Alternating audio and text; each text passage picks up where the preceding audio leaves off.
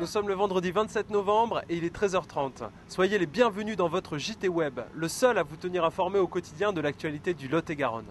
Nous sommes aujourd'hui à l'ENAP, l'École nationale d'administration pénitentiaire d'Agen, qui se prépare au Téléthon. Et n'oubliez pas, si vous voulez savoir où et quand vous distraire, c'est là qu'il faut cliquer. Ou si vous voulez, à l'approche des fêtes de fin d'année, gagner 100 € en bon d'achat, cela se passe ici. Promo 47, les promos commerciales de votre département. Des promos, oui, mais pas sur l'info.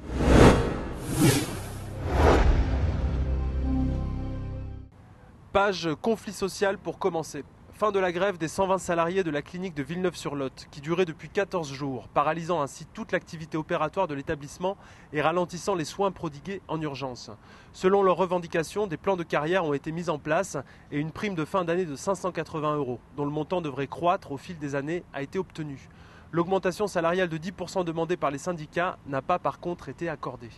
En ce qui concerne les infirmiers libéraux en conflit avec la CPAM du Lot-et-Garonne pour la surtaxation de leurs actes, notamment dans les centres d'autodialyse, la sécurité sociale lot-et-garonnaise leur a proposé d'inscrire ces actes spécifiques dans la nomenclature pour annuler leur surtaxation.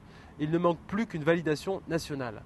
En attendant, les infirmiers libéraux ont reporté leur préavis de grève d'une semaine. Elle était prévue ce lundi, elle sera prévue le 14 décembre. Fait divers grave à Villeneuve-sur-Lot. Hier matin, jeudi, un homme de 47 ans a reçu plusieurs coups de couteau à son domicile. Les circonstances du drame restent floues. L'agresseur, un jeune homme de 19 ans, aurait mal vécu l'insistance de la victime sur le plan sexuel.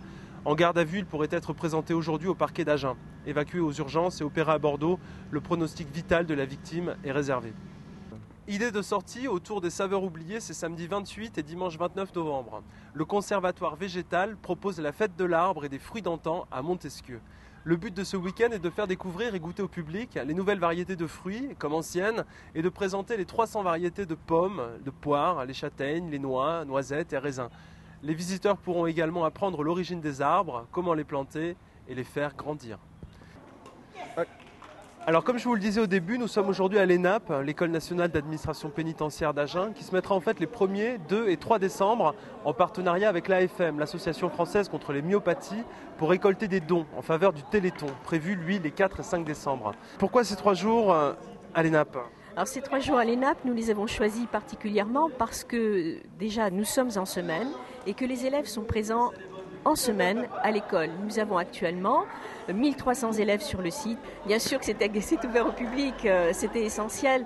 Nous avons organisé cette manifestation sur 3 jours, et notamment le soir, pour permettre à tout le monde, à tous ceux qui travaillent, et même aussi à nos élèves qui sont en cours jusqu'à 17h, voire jusqu'à 18h, de participer à l'ensemble des activités que nous proposons. Et sur 3 jours, le mardi 1er décembre, le soir à partir de 17h45, au gymnase, où nous avons des éducateurs sportifs qui, pendant 2 heures, vont se relayer pour mettre en place des activités qui relèvent du fitness. Parallèlement, une course, chacun peut courir à sa guise au moment où il le souhaite. L'animation commencera aussi à 17h45 et se poursuivra jusqu'à 19h45. Donc il y aura une participation minime de 2 €. Chaque personne peut venir.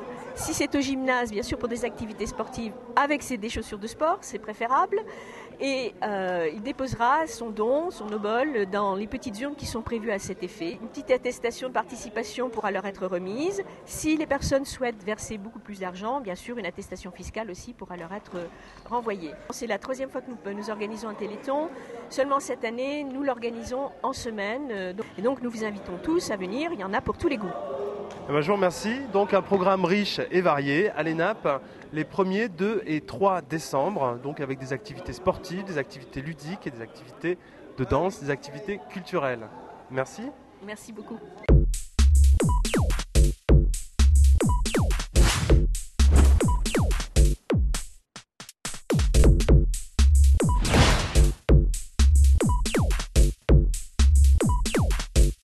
Ne manquez pas, samedi 28 novembre à 15h25 sur France 3 Aquitaine, un film réalisé par Fabrice Levillain et produit par Jean-Romain Salle, un de nos producteurs, Marcel Merquès et Paulette Merval, Une vie pour l'opérette.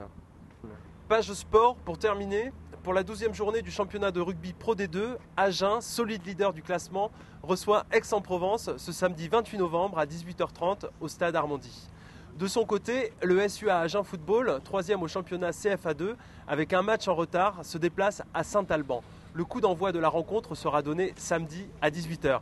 Allez les petits, courage!